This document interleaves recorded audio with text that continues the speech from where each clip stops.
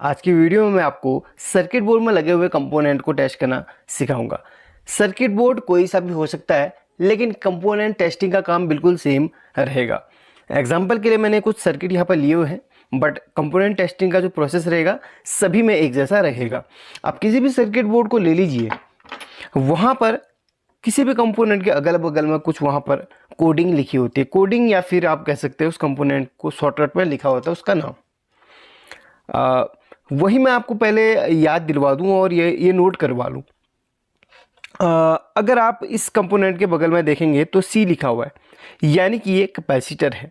सी बोले तो capacitor, D देखिए, डी बोले तो डायोड। ये नंबर्स लिखे हैं 1 2 3 4, ये छोड़ दीजिए, ये सिर्फ इसके नंबर्स लिखे हुए, कितने नंबर की ये डायोड है, कितने नंबर का ये है। ये डायोड के अंदर के नंबर का नहीं है। ये जो D1 लिखा है ना, ये डायोड के अंदर का 1 नहीं है, डायोड का नंबर कुछ और है। बस ये कंपोनेंट्स की संख्या लिखी होती है, तो उसको आप स्किप कीजिए। बस सी डी ई बी ये जो ये लिखा है यही देखना है आपने। सी बोले तो कैपेसिटर, डी बोले तो डायोड, और आर बोले तो रेजिस्टेंस, यू बोले तो आईसी, और ये क्या है, ये बगल में सी लिखा है तो ये है आपका कैपेसिटर। कैपेसिटर के बहुत सारे टाइप होते हैं। इलेक्ट्रोलाइट होता है और पीएफ टाइप होता है। ये भी कैपेसिटर की ही श्रेणी में आता है। आपको मैं दिखाऊं, ये वाला, ये लाल रंग का 104 नंबर का, ये ठीक है, ये भी कैपेसिटर ही होते हैं। बस उसके बगल में आपने लिखा हुआ देखना है कि ये क्या है। अगर आपको समझ में नहीं आता है कंपोनेंट क्या है, तो जस्ट उसके बगल में देख लीजिए। अगर आपको पता नहीं है कि ये कंपोनेंट क्या है, तो इसके बगल में वैसे यहाँ पर एल लिखा होना चाहिए था, बट इसमें नहीं है।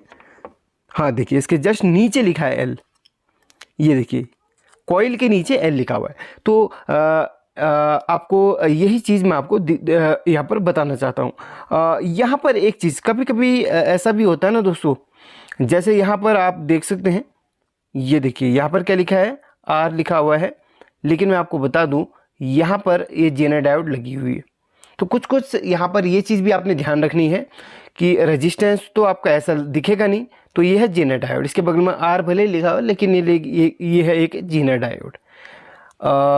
वैसे यहाँ पर और भी कुछ विशेष कंपोनेंट आपको दिखाना चाहूँगा। हाँ, ये सॉकेट, इसके बगल में सॉकेट लिखा ही है, बाकी ये आपका यहाँ पर कनेक्टर। सभी कंपोनेंट क्या आपको पता चल गए। अब चेक कैसे करते हैं मैं आपको ये बताता हूँ। सबसे पहले टेस्ट करने के लिए मल्टीमीटर कोई सा भी आपके पास हो तो चलेगा। मेरे पास ये वाला भी है, ये वाला भी। इसकी डिस्प्ले थोड़ी सी बड़ी है, तो यहाँ पर मैं इस्तेमाल कर रहा हूँ। मल्टीमीटर को आपने बजर की रेंज पे रख लेना। अगर आपके पास ये मल्टीमीटर है तो यहाँ पर एक बजर की रेंज है, उस पर आप इसको सेट कर लीजिए, लेकिन इसमें बजर की रेंज इस तरफ को है। और प्रोब्स हैं कॉमन पे और वी ओम्स पे होनी चाहिए। देखिए बजर रेंज पे है। और यहाँ पर एक ख़ास बात है, यहाँ पर आपको जीरो पे यहाँ पर होना चाहिए, बिल्कुल एक्यूरेट जीरो यहाँ पर होना चाहिए। अगर आपको ओम्स गड़बड़ आ रहे हैं तो उसको आप एक बार सही कर लीजिए। जीरो पे बिल्कुल होना चाहिए, वरना वैल्यू बिल्कुल गड़बड़ हो सकती है। जीरो पे इस तरीके से आना चाहिए। ये सब कंप्लीट हो गया। इस तरीके का मल्टीमीटर तो यहाँ पर रख लीजिए बजाय। आप कैपेसिटर को चेक करते हैं। कैपेसिटर की टेस्टिंग से लेके आगे को चलते रहता हूँ और कैपेसिटर के बारे में भी बताते रहता हूँ। कैपेसिटर का जो काम होता है वो होता है वोल्टेज को स्टोर करना। अभी सर्किट में कभी वोल्टेज आपकी अब, जैसे आपको पता है ना, एसी में वोल्टेज फ्लैक्चुएट रहती है, अप डाउन होते रहती है। तो कैपेसिटर क्या क्या करता है, कैपेसिटर से पहले डायोड लगी होती है, रेक्टिफायर उसको रेक्टिफाई करके डीसी बनाता है। उसके बाद कैपेसिटर में, सर्किट में जगह जगह कैपेसिटर लगे होते हैं, हर जगह की वोल्टेज के लोड को मेंटेन करने के लिए। वोल्टेज जो उसके अंदर स्टोर रहती है, कहीं पे वोल्टेज कम पड़ जाती है ना, तो कैपेसिटर के अंदर की जो वोल्टेज स्टोर रहती है वो सर्किट को प्रदान करता है। इसलिए कैपेसिटर को फिल्टर भी बोलते हैं। कैपेसिटर को फिल्टर भी बोलते हैं। तो कैपेसिटर एक तो वोल्टेज को शुद्ध करने का काम करता है, डीसी को प्योर करने का काम करता है, और दूसरा कैपेसिटी यानी कि वो लोड को उठाने का काम करता है। वो आपके सर्किट के लोड को बनाए रखता है। इसलिए आपने देखा होगा कभी कभी सर्किट में कैपेसिटर वीक पड़ जाते हैं तो होता क्या है, वोल्टेज कम पड़ने लगती है। वही होता है, कैपेसिटर चेंज करने से सब कुछ सॉल्व हो जाता है। अब बात करते हैं कैपेसिटर के बारे में। आपको टोटल बता दिया। सर्किट में कैपेसिटर सही कंडीशन में होते हैं तो वहाँ पर आपको कैसी कंडीशन देखने के लिए मिलेगी मैं आपको बताता हूँ। ये एक इस चलिए इसी में चेक करता हूँ, किसी में भी चेक कर लेते हैं हम। जैसे एक कैपेसिटर है, सर्किट में अगर सही कंडीशन में होगा तो मल्टीमीटर में बजर की रेंज में देखिए कुछ इस तरीके से वैल्यू आएगी। एक फिक्स वैल्यू नहीं रहेगी, घटेगी बढ़ेगी बढ़ेगी, या फिर मैक्सिमम में रह जाएगी, या फिर मैक्सिमम होके मिनिमम में आ जाएगी। ठीक है, इस तरीके से। अगर मैं सही कैपेसिटर की बात करूं, चलिए एक सर्किट से खोल के दिखाता हूं मैं कैपेसिटर आपको। बिल्कुल सही वाला कैपेसिटर दिखाना चाहूँगा ताकि आपको कोई भी डाउट ना रहे। ये कैपेसिटर है, अगर इस बिल्कुल सही रहता है तो इसकी वैल्यू कुछ इस तरीके से होती है। देखिए, एक बार बीप दे सकता है लेकिन लगातार बीप नहीं देना चाहिए। देखिए, एक बार बीप दे सकता है और सॉरी ये हिल गया। देखिए, ये कैपेसिटर की वैल्यू इस तरीके से आती है। ये देखिए, एक पे आ गया। ठीक है, अब मैं आपको और दिखाता हूँ। चलिए, इस तरीके से देखते रहिए, इस तरीके से, और फिर एक पे आ जाएगा। फिर इसको उल्टा करता हूँ। देखिए, बीप मारी, उसके बाद वोल्टेज सॉरी इसकी जो वैल्यू है वो घटी बढ़ी, उसके बाद एक में आ गई। ये बिल्कुल सही कैपेसिटर की पहचान होती है। अगर किसी कैपेसिटर की दोनों लेग पे लगातार आपको इस तरीके से बीप मिल रही है, लगातार, बिल्कुल लगातार, रुक नहीं रही है, और वहाँ पे 0000 लिखा हुआ आ रहा है, तो वो कैपेसिटर आपका बिल्कुल ख़राब है और शॉर्ट है। ठीक है, शॉर्ट है वो। तो मैंने आपको बता दिया सही और ख़राब कैपेसिटर की पहचान। जैसे यहाँ पर सर्किट में बहुत सारे कैपेसिटर लगे हुए हैं, मैं उनको चेक करना चाहूँगा। तो देखिए, सर्किट में लगे लगे यहाँ पर इस तरीके से वैल्यू बता रहा है। अगर आपको मैं यहाँ पर दिखाऊँ 572 बता रहा है, उसके बाद एक नहीं आ रहा। सर्किट में जब आप लगे लगे किसी भी कंपोनेंट को टेस्ट करते हैं तो वहाँ पर बहुत बड़ा डाउट आ जाता है, क्योंकि सर्किट में पूरा ये सभी कंपोनेंट से मिलकर सर्किट बना होता है। तो ये कैपेसिटर किसी और कंपोनेंट की वजह से भी कभी कभी शॉर्टिंग दिखाता है। कभी कभी यहाँ पर आपको एक चीज़ बता दूँ, अगर आप किसी भी कैपेसिटर को चेक कर रहे हैं सर्किट में, अगर वहाँ पर वो लगातार बीप मार रहा है तो इसका मतलब ये नहीं कि आपका कैपेसिटर ख़राब है। कैपेसिटर सर्किट में पैरेलल पे लगा हुआ रहता है, कभी कभी वो आईसी और डायोड्स की वजह से भी वहाँ पर शॉर्ट बताता है। इसलिए हमेशा सर्किट से किसी भी कंपोनेंट को निकाल के ही चेक करना है, अगर आपको उस कंपोनेंट पे डाउट होता है तो आप बहुत ही आसानी से किसी भी शॉर्टिंग को या फिर किसी भी फॉल्ट को आसानी से पकड़ पाएंगे। तो मैंने आपको बता दिया कैपेसिटर की वैल्यू किस तरीके से वो दिखाता है, बस शॉर्टिंग नहीं देना चाहिए कैपेसिटर के बारे में। अब करते हैं रेजिस्टेंस की बात। जैसे कि सर्किट में, वैसे सर्किट में लगे लगे आप रेजिस्टेंस को चेक कर सकते हैं। रेजिस्टेंस ज़्यादातर सीरीज़ में लगे हुए रहते हैं ज़्यादातर।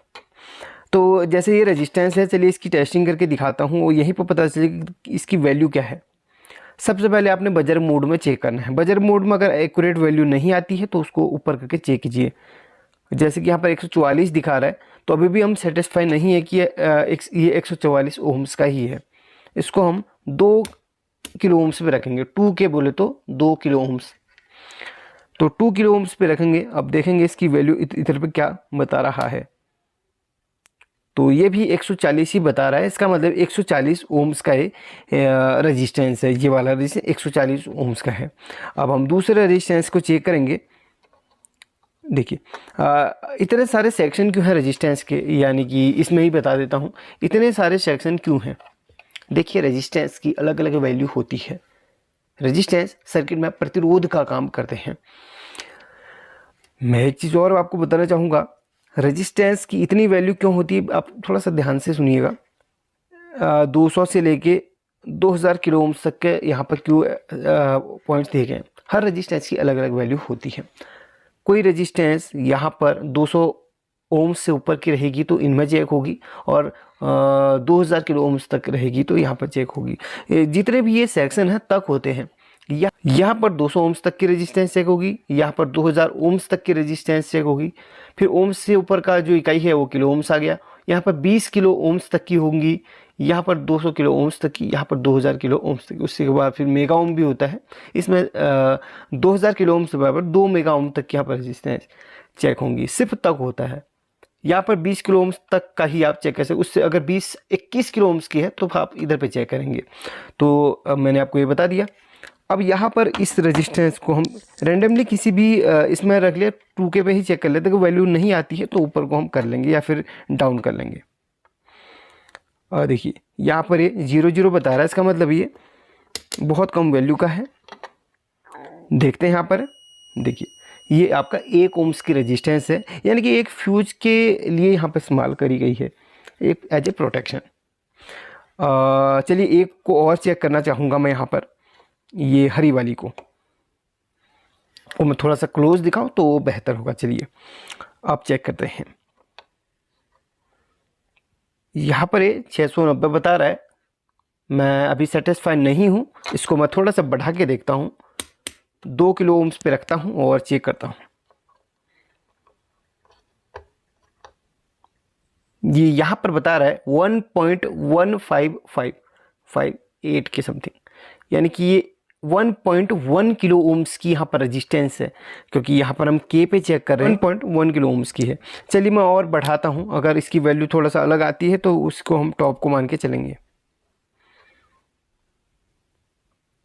1.1 बिल्कुल वही, ये 1.1 किलो ओम्स की रेजिस्टेंस है। चलिए ये रेजिस्टेंस को हम यहाँ पे स्किप करते हैं। चलिए इसी को चेक करते हैं। देखिए यहाँ पर 1.78 पे यहाँ पर जाके रुका, यानी कि 1.8 किलो ओम्स की है रेजिस्टेंस है। इसी तरीके से हम रेजिस्टेंस को चेक करते हैं।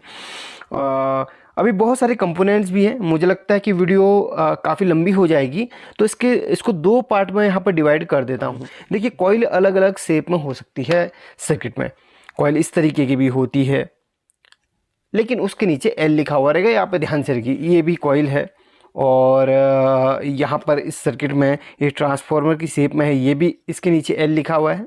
तो काफ़ी लोग इसे ट्रांसफार्मर सोचते हैं, बट ये कॉइल होती है, इसके नीचे एल लिखा हुआ है। मैंने आपको बता दिया किसी कंपोनेंट को आपने सेटिस्फाई होना, भाई ये कंपोनेंट है क्या, तो उसके नीचे जो कोडिंग लिखी है वो देख लीजिए, ये एल है, ये कॉइल है, ये कॉइल है और ये भी कॉइल है। मैं आपको दिखाऊँ, ये देखिए इस तरीके से कवर्ड है, इसके नीचे एल लिखा हुआ रहेगा, जैसे कि यहाँ पर कॉर्नर पे देख सकते हैं एल। जो भी कॉइल रहेगी उसके बगल में एल एल लिखा है, तो ये कॉइल ही है। आपको वो किसी भी शेप में मिल सकती है, कॉइल बहुत टाइप की होती है, इसलिए आप इसमें बिल्कुल भी कंफ्यूज ना हो। और कॉइल को चेक कैसे किया जाता है, कॉइल को मैंने बोला आपको बजर के मोड में चेक किया जाता है। कॉइल को बजर के मोड में रख लो, और कॉइल के 2 पॉइंट होते हैं, कॉइल की 2 लेग होती हैं, तो दोनों लेग पे आपको इस तरीके से रखना है, और बजर मोड में आपको उसमें 0 या फिर इस तरीके से बीप सुनाई देगी। और रेजिस्टेंस आपको शायद 1 2 3 भी आ सकती है, लेकिन रेजिस्टेंस कॉइल की 0 आती है और इस तरीके से बीप सुनाई देती है। ये कॉइल के सही होने की पहचान है, ये कॉइल के सही होने की पहचान है। अगर कॉइल में इस तरीके से बीप नहीं आती है तो आप समझ लीजिए आपकी कॉइल ख़राब हो चुकी है, कॉइल को हमने चेंज करना है। हाँ देखिए कम वैल्यू की है, ये आपकी 985, यानी कि 1 किलो ओम्स की है, 985 बता रही है। तो जैसे रेजिस्टेंस की वैल्यू यहाँ पर आ गई, सपोज यहाँ पर ये वैल्यू नहीं आती है, तो हमने दूसरे सेक्शन में चेक करना है, रेजिस्टेंस ही सेक्शन में बढ़ा के चेक करना है। वहाँ पर भी वैल्यू नहीं आती, फिर और बढ़ाना है, फिर भी वैल्यू नहीं आती, फिर बढ़ाना है। ये पूरे रेजिस्टेंस के मोड में पूरा हमने चेक कर लेना है। कहीं रेजिस्टेंस के किसी भी सेक्शन में रेजिस्टेंस की वैल्यू नहीं आती है तो आपकी वो रेजिस्टेंस ख़राब हो चुकी है, उसके बदले आपने दूसरी रेजिस्टेंस लगानी है।